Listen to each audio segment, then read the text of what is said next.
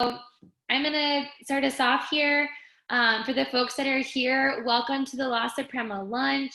If it's your first one, we're super excited to have you. If it's your like 9th or 10th one, welcome back. We're so grateful to have you in our community.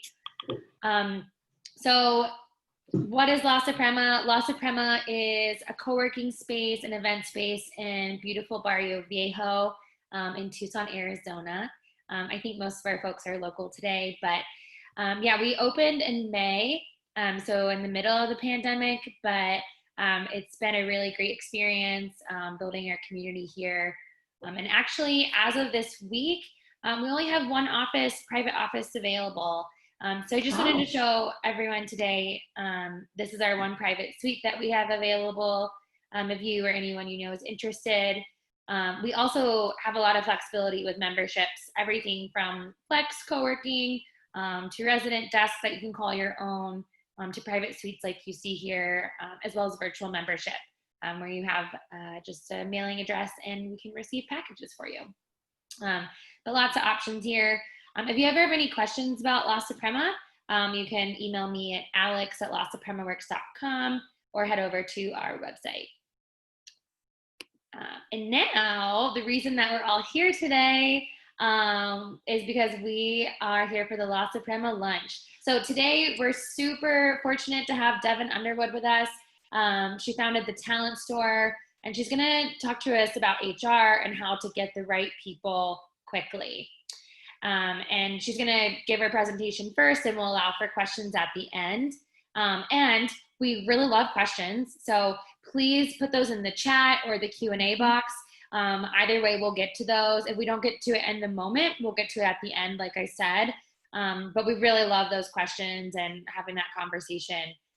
So without further ado, I'm gonna turn it over to Devon so we can get started here. Hi, everybody. Thanks for joining and thanks for having me, Alex. So I'll share my screen and kind of jump right in, but you know, it's hard in this format for it to be a discussion, but throw stuff in the chat. Alex, I think you'll be minding the chat, right? Okay, yep. Cool.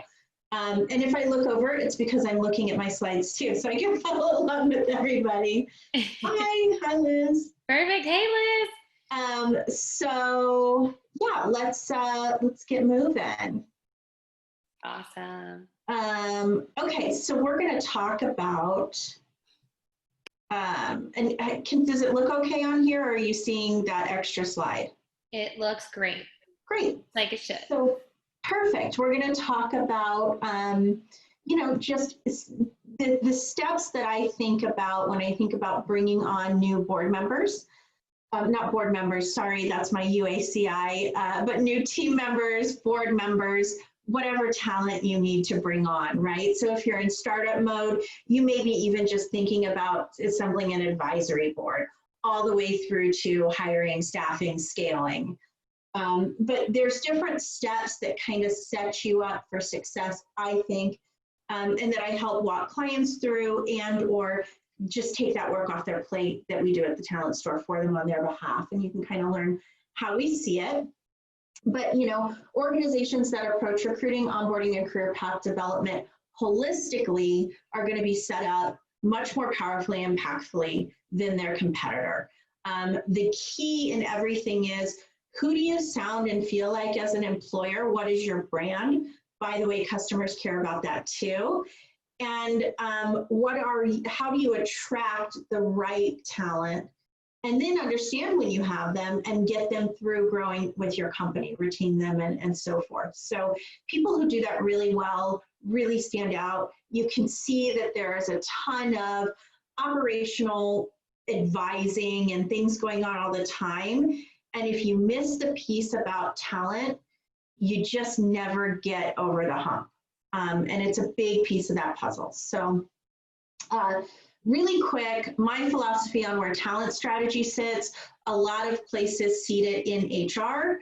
I believe it is a center point for 3 key areas: marketing, HR, and operations. And operations doesn't just mean the business operations. It can be the operations of the department. accounting, finance, whatever you're hiring for. But you need the leadership to tell you who, where, why, the budget, what their strategic goals are with this role, what training and development they're going to offer, how they're going, what is a career path for this person that you bring on.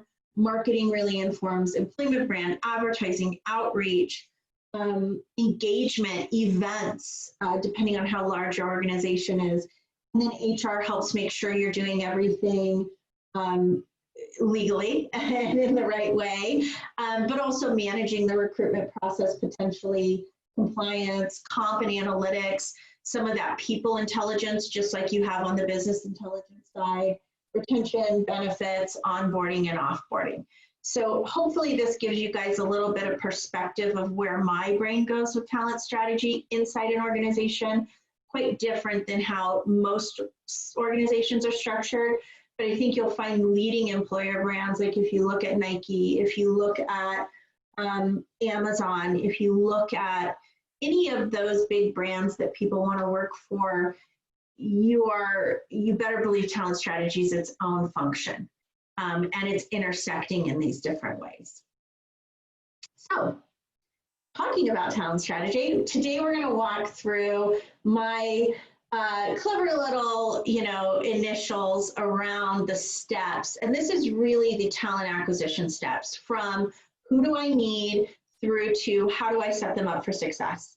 And so you're creating a talent avatar, you're developing advertising and an outreach plan, laying out the vetting process, executing on all of this, narrow and negotiate. So who am I choosing and what do I need to pay them to get them on board? And then the transition is really onboarding and integration. Really quick terminology set so that we all have similar understandings of the different talent that might be brought on, as well as, I want to add also diversity, equity, and inclusion conversation in here. So I help companies through UACI or through the talent store assemble advisory boards. I've added a couple links so I can share this deck out if you want to, Alex, of a couple articles I really like that talk about why or why not to have an advisory board. There's also board of directors potentially that you're looking for talent on. Advisory board are really subject matter experts. Often that's at a startup or with a key shift project. It's not forever and ever an advisory board, right? It's advising on something that's happening. Episodically is the term. Then there's a board of directors. A board of directors is a permanent board that has fiduciary responsibility, very specific duties. They're influencing corporate governance.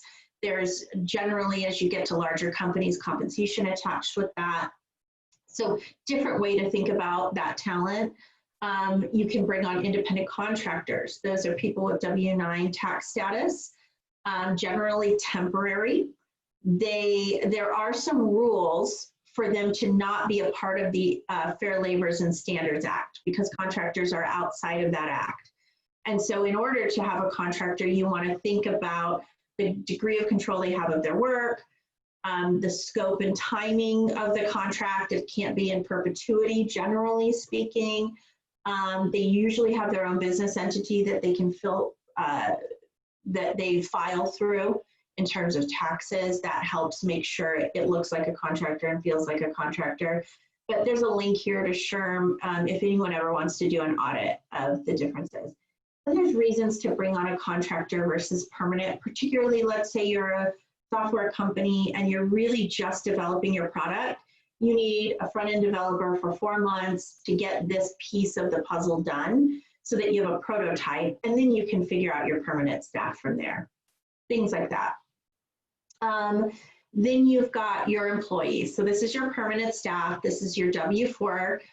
They're payrolled through your company. They are subject to FLSA, the Fair Labor and Standards Act, which everyone can get help on learning about what you need to do around that. And the considerations you have to determine are they going to be salaried, hourly, full-time, part-time, seasonal, temporary? So all of that shifts how you pay pay taxes on, and manage onboard, offboard based on the FLSA. So things that someone can help guide you through. And, always we're, especially in the startup space or small business space, do they need to be permanent, and why, and what does that trajectory mean for your company? And then how many hours do they have to work, all of those thresholds. And then I put an extra bullet in here around diversity, equity, and inclusion. And I did this at the front end because I want to lay a standard that this is not an item on a checklist. There's not going to be a piece of this puzzle where I go, and now you think about DEI. This is a lens you see every step of the process through. So in anything we talk about, we're also going to make sure we're reaching out to diverse perspectives and communities.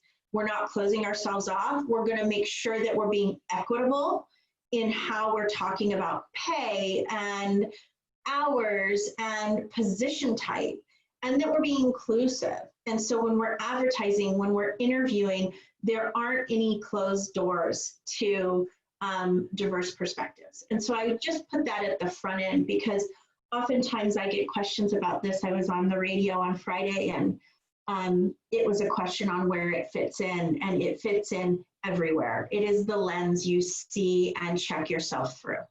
So I wanted to put that at the front end. And a quick quote from the CEO of Salesforce: acquiring the right talent is the most important key to growth.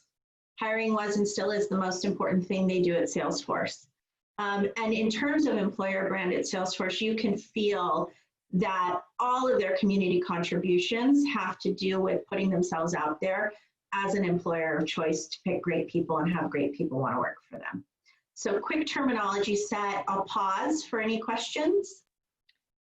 Yeah, we already have some questions, Devon. Okay. And I also just wanted to thank you for what you had said about DEI work. That really resonates, and wanted to applaud you for that. So we had a question from Liz. Do you help recruit independent contractors? I can, yes. So there's two considerations for that.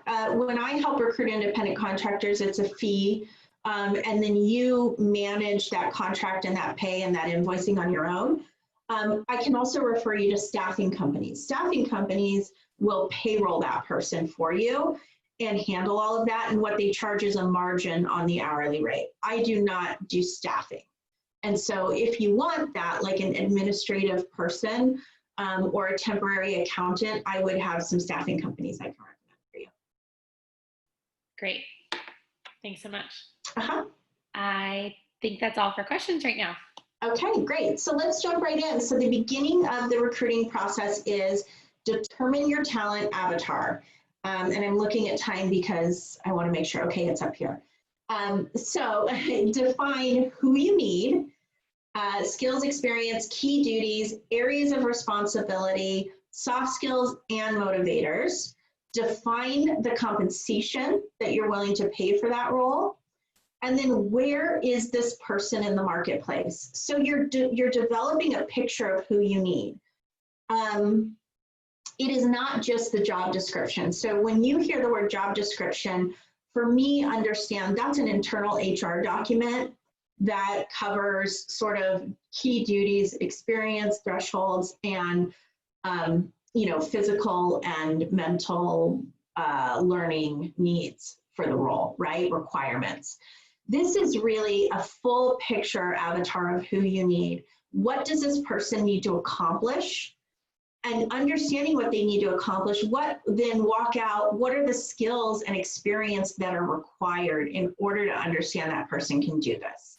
What are some success attributes? Strategic might be one. Resourceful, autonomous. Those are success attributes. They're softer skills that someone may need. What are some key pain points that this person needs to address? Do you need them to be a change agent? What is a passion or motivator connection for your organization? One of my clients right now is an international company in green technology.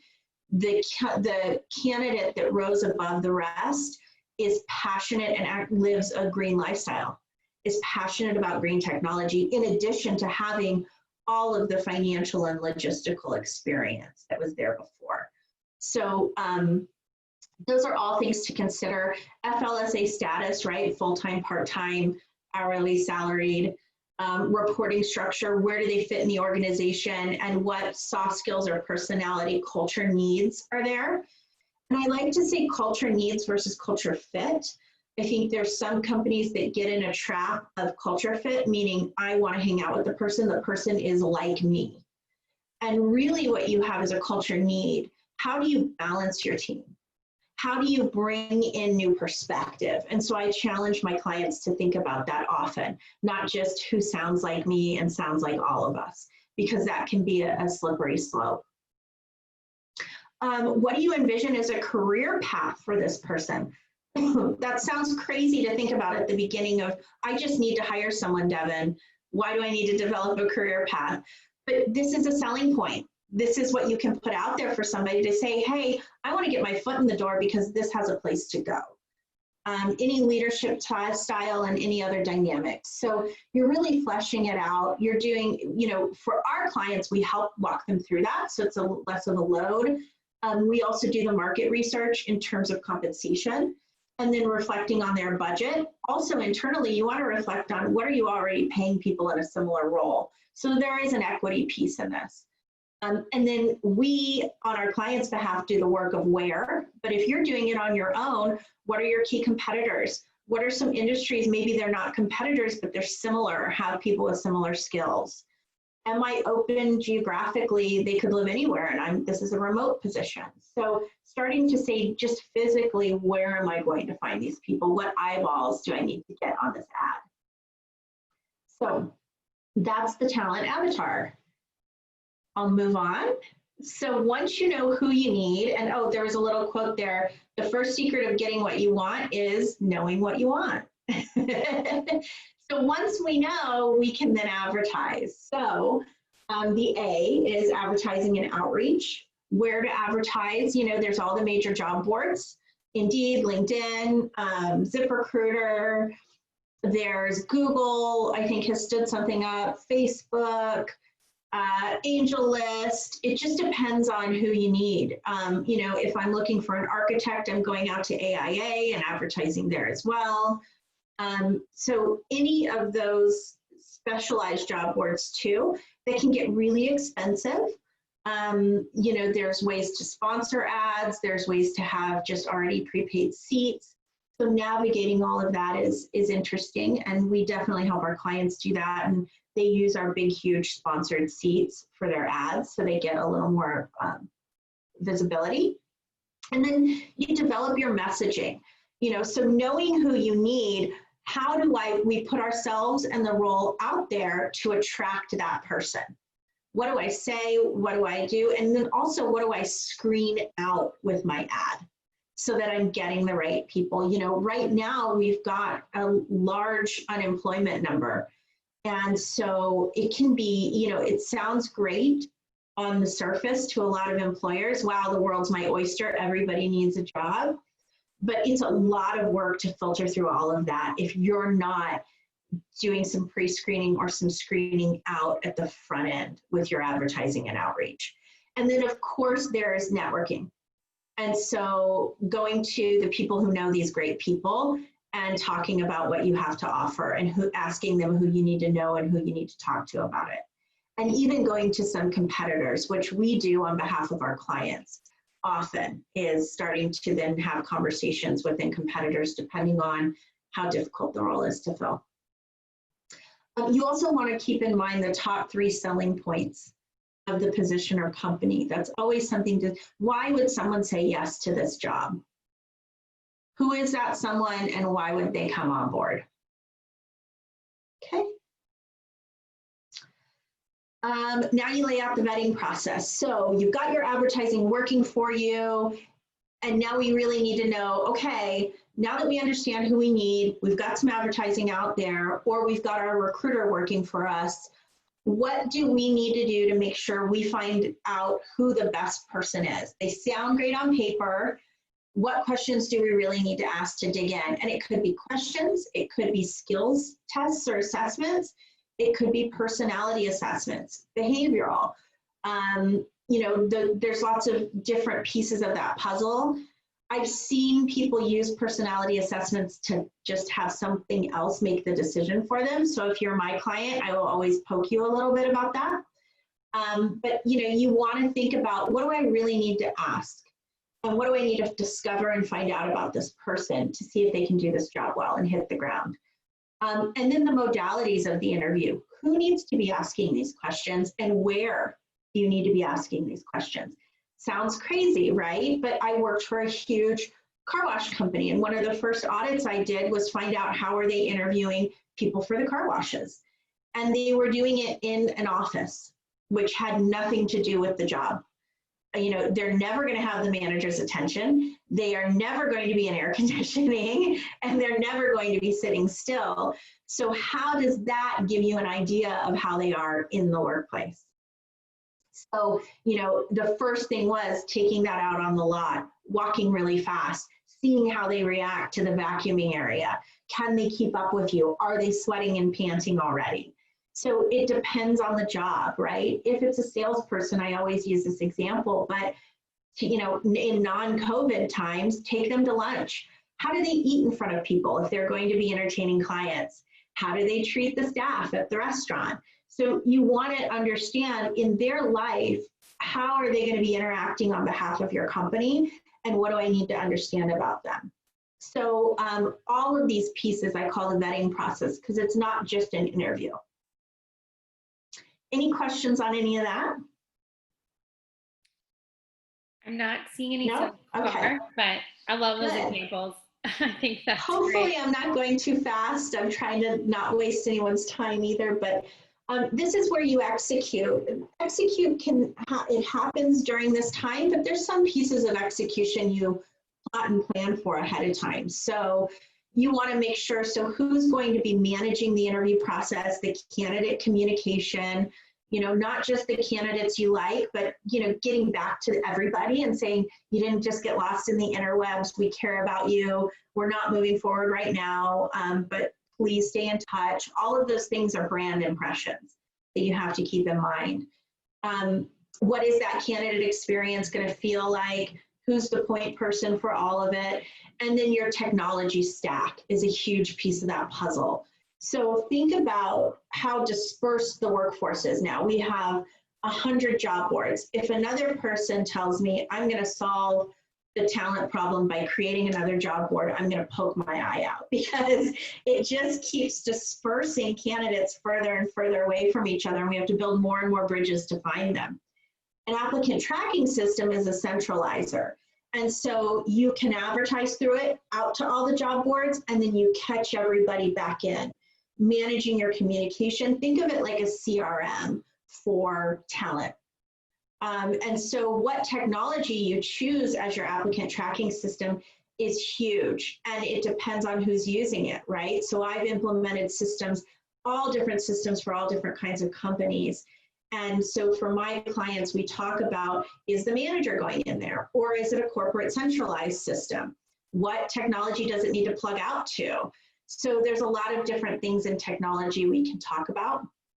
Not the most exciting, but it can be a game changer in how you execute and communicate in the marketplace on talent.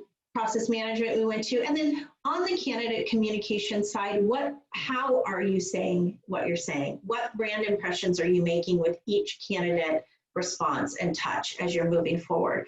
Oftentimes, especially if you're in the service space, you know, your candidates are your customers too. And so how do you retain that warm relationship even if you don't move them forward? All things to think about in the execution. Then we've got our big, I use my hands too much, so I have to like fit it on the screen. Our big funnel then narrows, right? So we've got 150 responses, we've pre-screened 20 of them, and we've got our top 5. How do you get to that narrowing? And so you've gone through your vetting process, you've got your top 5 in that. So either as the recruiting person or as what we do at the talent store, we're debriefing our hiring managers and getting their feedback on each step of the process, making sure we understand how they weight the different criteria, what's a must-have, what's a nice-to-have, what's more important. Was there chemistry there? I mean, do they just want to actually work with this person? That's huge. Discussing salary at each point of the process. So there's not going to ever be a time where I allow two people to fall in love with each other and then the salary blows up at the end, right? So I always want to know, are expectations aligning? And then as we learn more about the job on the candidate side, are the expectations staying that way? Because we want it to come together nicely, right? And understand their threshold of base versus incentivized comp, all of those things. Where do they need to be? Where do they need to live? One of the things, and this is definitely through the lens of equity, do not ask what they make now or what they made in their previous position. What this has done is it has standardized or taken someone's historically lower pay and carried it through their entire career. This has happened to women, this has happened to minorities. So you know, anytime I feel or smell that a client is basing the salary on what someone's coming from instead of what the position is valued at in the market and within their company, I have to have a pretty straight conversation. So we don't want to memorialize historically low pay. In some states, Arizona has not done this yet, I don't believe, but in many states, it's actually illegal to ask that question now. And so the question I ask is, understanding this role and your interest level and what you think you can contribute, what's your budget salary for this position? Where would you want to, what would you want to make? Versus where are you at now? So just a little caveat on that. And then developing the offer letter. And so this is your sales pitch to the candidate. This is the close, right? Put your best foot forward. Let's get to best. A lot of people like to play that negotiation game. On the candidate side and the client side, I tell both parties, let's do best and final. We can do some play if we need to talk about it, but I'd rather just put our best foot forward. I coach candidates oftentimes that are poorly coached by someone they probably live with about how to negotiate. And I say, you know, do you really want to do that? So we've got to make sure that you know, it's just always best to just put your best foot forward and be transparent and honest about it, I think. Also, in an offer letter, I coach all of my clients to list the monetary value of the benefits and perks people receive, because that's a significant investment in the person. And you want them to be able to weigh the full package. And, you know, if there's a disconnect in, you know, this person is just so great, but they're just outside of our budget, we're in love with each other, we want to work together, are there some things that I can help bridge in terms of stepping stone salary? So let's look at your salary once we hit this milestone. We'll do a salary review, or after your 90 days, or if we hit this goal. There's also some incentivized additions we could add. So with these milestones, with these goals, you'll get these bonuses, things like that. I try to help clients get creative around how to bridge any of those gaps. Oh, and I put a little Jonathan Swift quote, a wise person should have money in their head, but not their heart. So know what you value in the position, know what your value is, but also connect with passion and motivators and all the things that are going to make this a long-term job for you, and vice versa as the employer. Okay, any questions? I'm running through it. I think so far so good. Yeah, okay. I think we'll probably have some at the end. Oh, actually, we have, here's a question. Okay. Are you saying to put stepping stones in the offer letter? Yes, you can. So if you agree to review salary for somebody, I would advise you to put that in the offer letter. It's going to make them feel better about it. It's going to make it real. And it's going to hold you accountable to that too. Definitely. Mm-hmm. And if you have an actual number that is that goal or milestone, say at the quarter or at this amount of revenue, we're going to have a salary review. Yeah. Devon, we actually have another question. Mm-hmm. What can candidates do if they don't hear from the employer within a certain time frame? Is emailing and calling a definite no-no? Emailing's great. I don't think it's a no-no. I think that part of on the employer side, if you're not doing this all day long, you're actually doing your day job. It's really hard to get back to people, and you just lose sight, and it can get lost in the scramble. You can also learn as a candidate, what is communication going to be like at this workplace? Which is a really important thing to weigh. For the clients we represent, the candidates hear about where they are in the process throughout it. And one of our goals for my team of recruiters is that, no one ever goes a week without hearing about where they are in process, or 24 hours without feedback from an interview. That's great. Mm-hmm. That's great. I'm going to check Facebook one more time to see if there's any other questions. I think we're caught up for now. Okay, great. So this is just a little bit about transition. This is super general, and so it's going to really depend on the role and who and the level of person.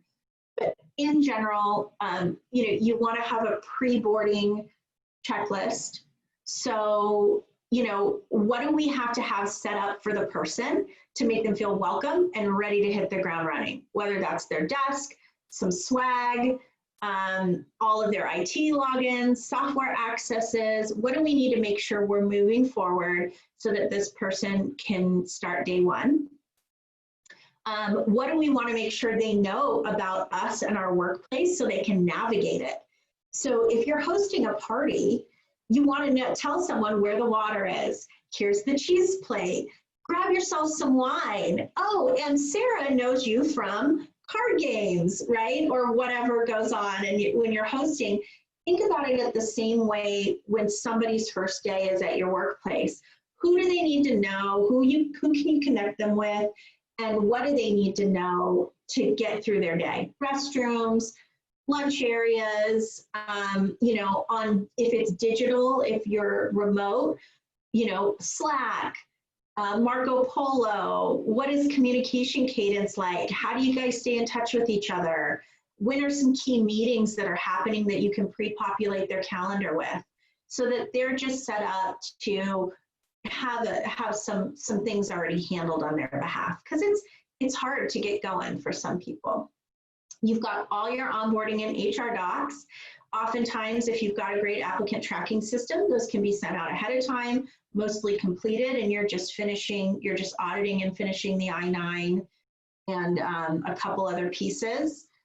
And then the integration piece is really, who do they need to know and what do they need to know? What do they need to know about how you guys communicate? Is there a happy hour at Friday at 4 o'clock? Is there, a fun volleyball team that started? Whatever they need to know to integrate and become part of the team.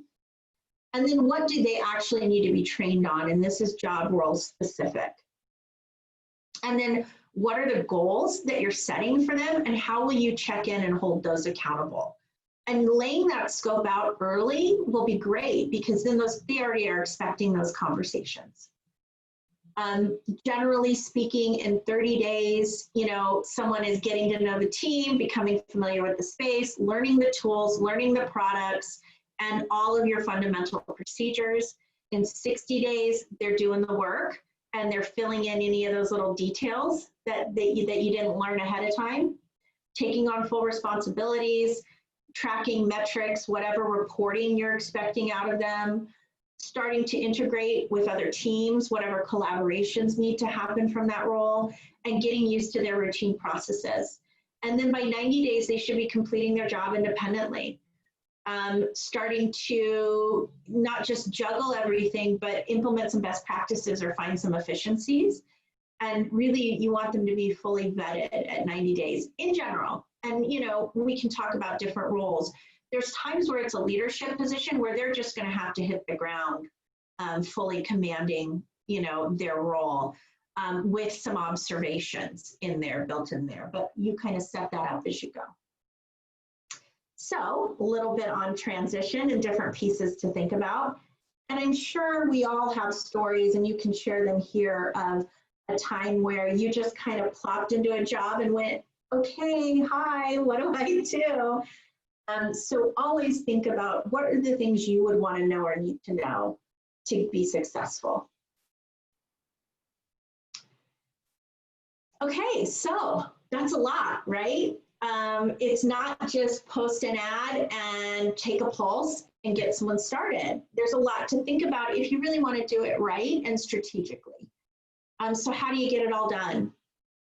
And so for us at the Talent Store, we can either build your internal infrastructure. So if you're a mid company who's ready to scale, or a large company, we really can build all of this for you. We help you decide on what your recruiting teams need to do. We help you with your technology implementation, ad strategies, all of those things.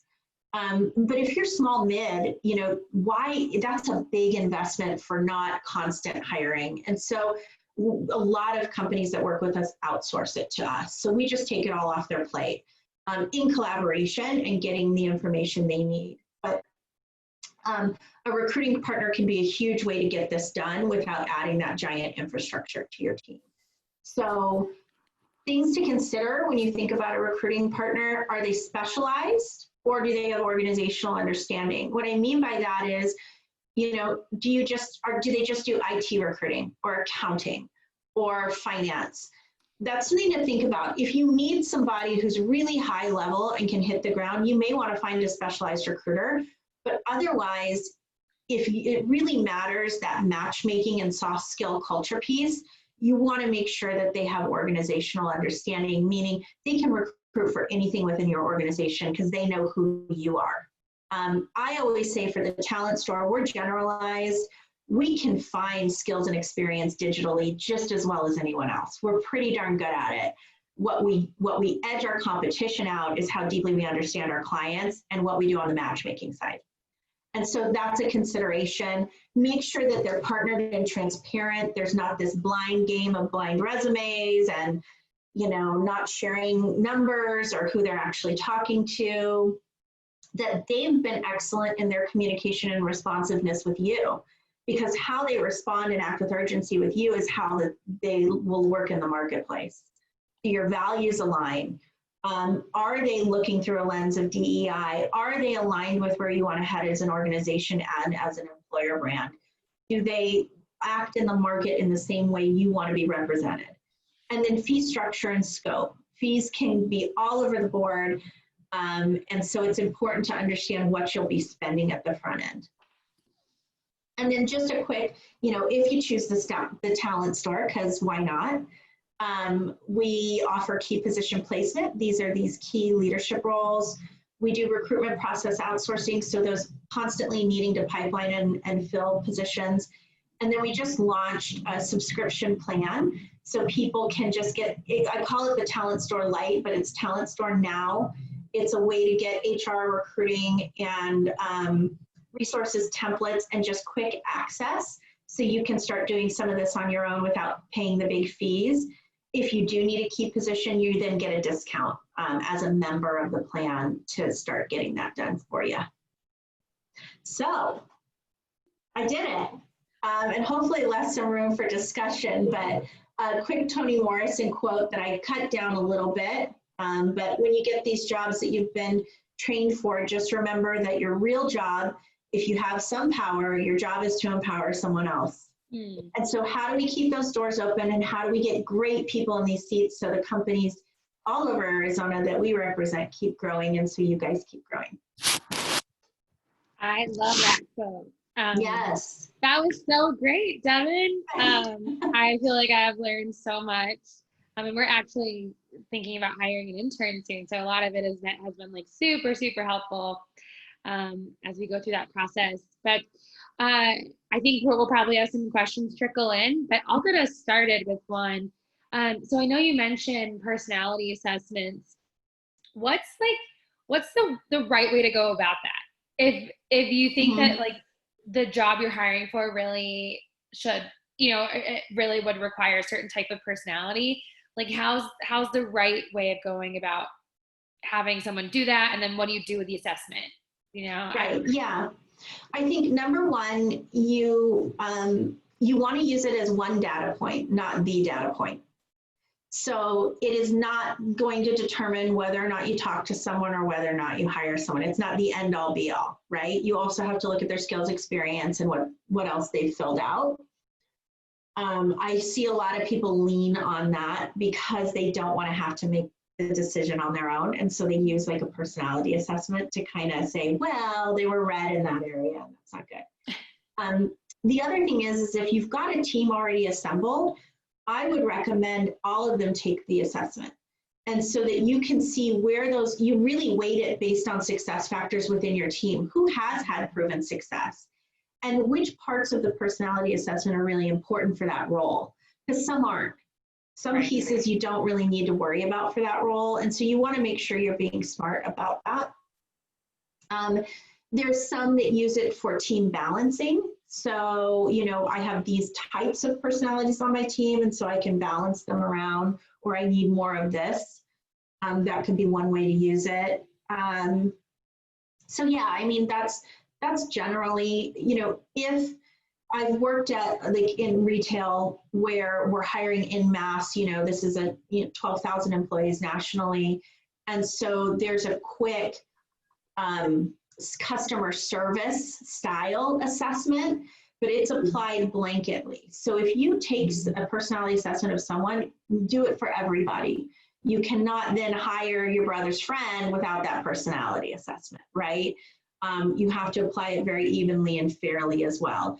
And then you also want to make sure you look at any bias studies that may be implanted. So I think it was, oh, this doesn't have to do with personality assessments, but you always hear it where all of a sudden you realize how the questions are asked have some bias there in terms of where people come from. Yeah. And so you've got to be really careful about that.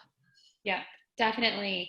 That's super helpful because I've done plenty of personality assessments once I'm hired, but I've never done them in the hiring process. You know, I've never done them as part of the process there. So that's really interesting to me, especially if you're hiring for a certain type of, especially I'm thinking like customer facing position and a lot of times would require a certain type of personality.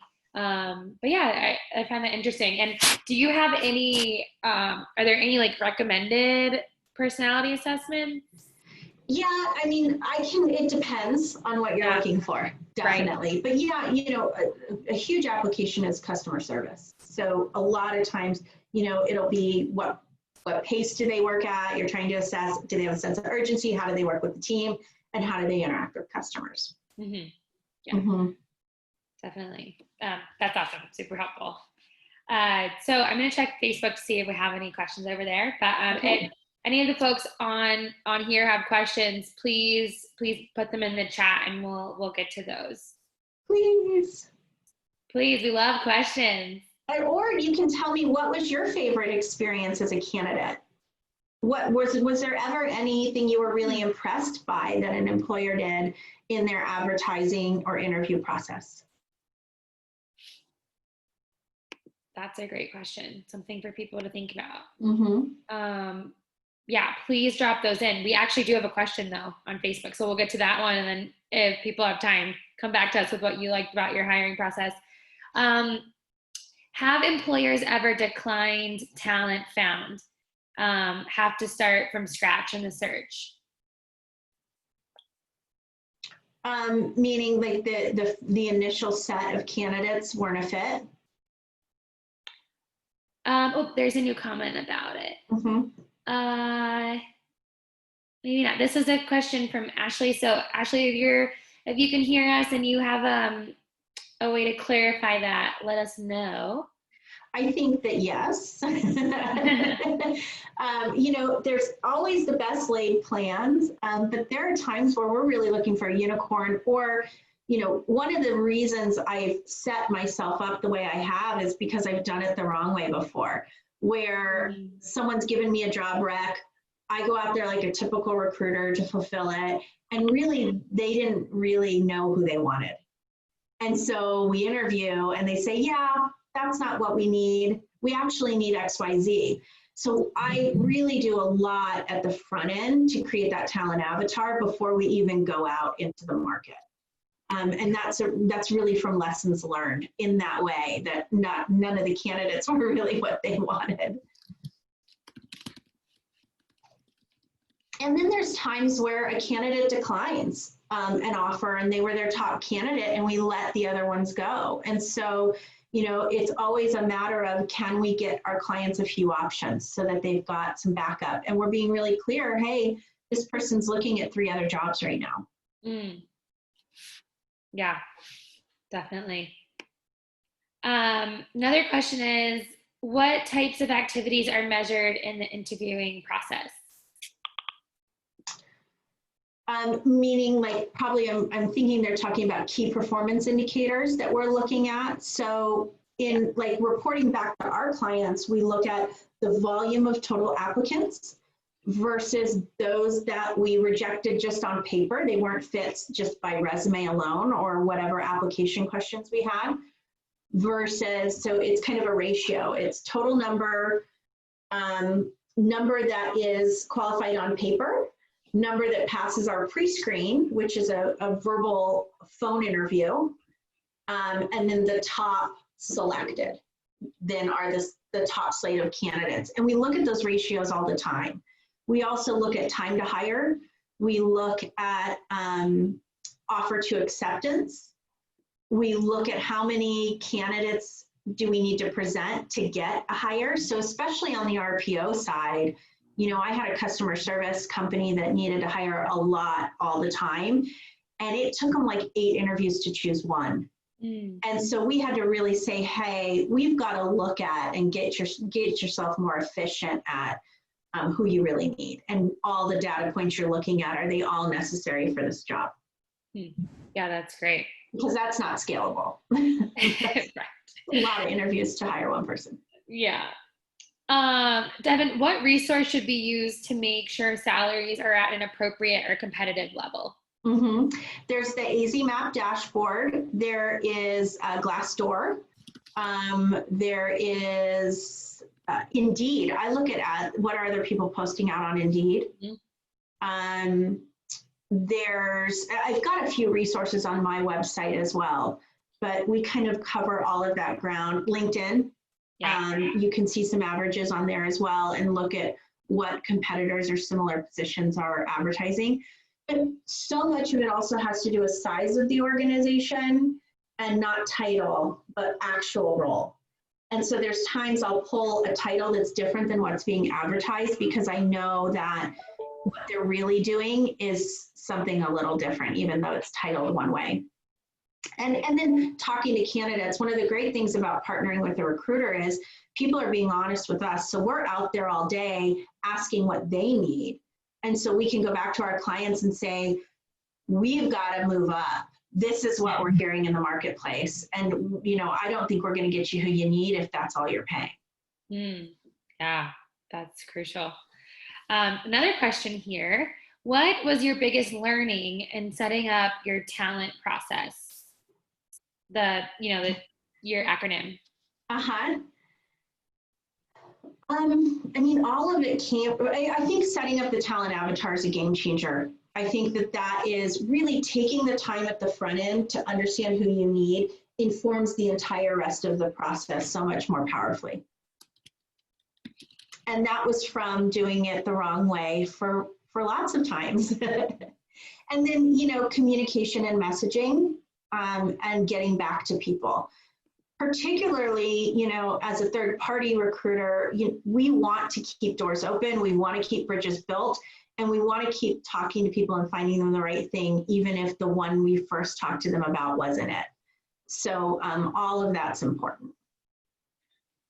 Definitely. Great questions, everyone. This has been wonderful. If anyone has more questions, we have a few more minutes if you want to drop those in. But actually at this point, I think it would be great to go back to Devon's question for everybody. If there was something that you all really liked in your hiring process, you know, from one point to another, please drop them in the chat and we'll share, because it's super helpful to hear, I'm sure. Devon, has there been something that's really stood out to you in interview processes or hiring processes that you really liked? What was that? Anything that you really enjoyed from hiring processes that you've been a part of, or something that really stands out in particular? Yeah. Gosh, I loved, I always like swag, like really cool. So one of the things that a marketing department that I was working with came up with was this take a selfie on your first day. And they had like these cool stickers they gave them these water bottles and had like stickers and swag they could hand out. And it was a customer service company and some coupons for their family. So I thought that was really cool. That was fun. And I think the employees really enjoyed it. In interview processes, so one of the things we're looking at right now is we're talking remote work. And so anyone who starts by asking what's your experience with working remotely, what have you done to help your team collaborate and connect remotely to a candidate? Can candidates articulate that? That's been a huge new interview question. And what's your expectation of work and safety in COVID? So those are new questions that we're integrating now, not glamorous or fun, but thinking ahead and really getting that out in the front end so it's open and everybody's discussing that. Yeah, definitely. Something that I've really enjoyed from hiring processes in the past has been like the situational questions during interviews. I actually really enjoy interviews because I just love talking to people. Yeah, so I like them both ways around. But something I really enjoyed is when there's like the situation, they like describe the situation as like, what would you do? So that's always has been really fun for me to help answer and to ask other people. I really like to see what they're like when they're on the spot and they're kind of thrown into that scene. It's always been fun. And I've also enjoyed group interviews too, when you have to work on something together. I always think that's a lot of fun. Absolutely. And I think group interviews are cool, panel interviews, or groups where there's multiple candidates in the same room. Yeah. Seeing who stands out with each other, depending on what the type of job is, can be really helpful. I've also helped people integrate or create working interviews. So the top 2 candidates get a half day working with them. And it's paid, and we figure out how to handle that pay. And, it's a chance to just try it out and see how they do. Definitely. Yeah, I love that. And actually, that's kind of how I started at La Suprema, was working contract first, and it just kept going so great. It was like just really wonderful and eased into a full-time position. But I totally agree. It's great to try out a working day first to see if it's a good fit for everyone involved. And someone else just chimed in and said something that they've enjoyed from hiring processes is that they liked meeting several members of the company. It provided me of an idea of the personalities beyond the immediate work team, and demonstrated the importance of collaboration in the company. That's great. Yeah. And that peer interview, that peer kind of panel or lunch or opportunity to just pick their brain. Yeah. I love to set those up and say, hey, you're going to this, get your questions ready about what is a day in a life. What is it like working there? What's their favorite thing? What's their least favorite thing? Yeah. And see how that goes. Definitely. Yeah. That's great. I really like the opportunity when you have to kind of let your guard down when you're on an interview and just like see, just kind of have like a more relaxed setting to be able to show your personality a little bit more, or see others' personalities a bit more. I think it's huge. And letting the guard down is important on the employer side too. I mean, it's amazing, especially for me as a third party, what people are willing to share with me. One of the tricks, which doesn't usually help them out, by the way, but one of the tricks I've always taught my recruiters is just stop talking for that uncomfortable length of time. that someone starts filling in some space, sometimes that's what you need to know to get to know what you need to do to get to know the person, or see what they say, see how they fill in those blanks.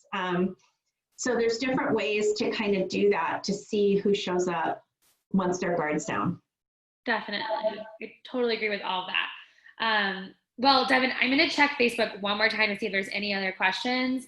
But this has been so wonderful.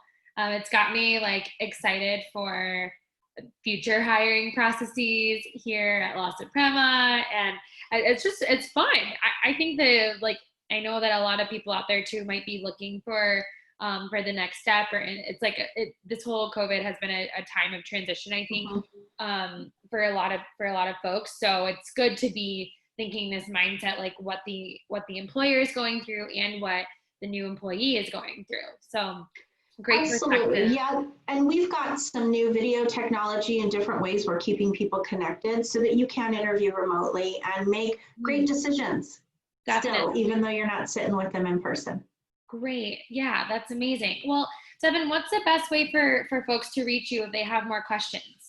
Yeah, go to yourtalentstore.com. There's a calendar app. You can put some time on my calendar if you want to just chat. But my email is devon@yourtalentstore.com. Great. I'm going to share these right now in the chat. And then I will also share these, everyone. I'll send an email out with the recording of this amazing webinar. And then Devon, I think you mentioned maybe wanting to share slides. So if that's the case, I'll share that as well as your contact info so that folks can get in touch with you. Great. So wonderful. Well, Devon, thank you so much. This brought me a lot of energy today, and really, really appreciate having you here. We loved having you. So yes, thank you for having me. Thanks for anybody who came, and yeah, look forward to talking talent with whoever wants to chat. Yeah, perfect. Thanks so much. And thank you everyone for joining us. Bye guys. Have a great rest of your day. Thanks, Amber. Thanks, Justin. Thanks, Jill. Lots of great folks on here today. So that's awesome. Devon, I think I'm going to end our live stream. There we go. So we're off the air, but hey, thank you so much. This was wonderful. I mean, like I said, we're going to hopefully be hiring an intern soon. And this was just like a breath of fresh air and a great place for us to get started with that and like really set the stage for doing that the right way. So good. I'm glad it helped, and hopefully brought some energy or some ideas and get people inspired to start refilling some roles or filling those mission critical that have been put on hold. So yeah, hopefully we get it out there and more people see it. Yeah, for sure. And if you're good with it, I'm going to upload this to YouTube as well. So then folks can find it on YouTube too. And you can watch it as many times as you'd like. Gina? Hey, Mama. Hi, how are you?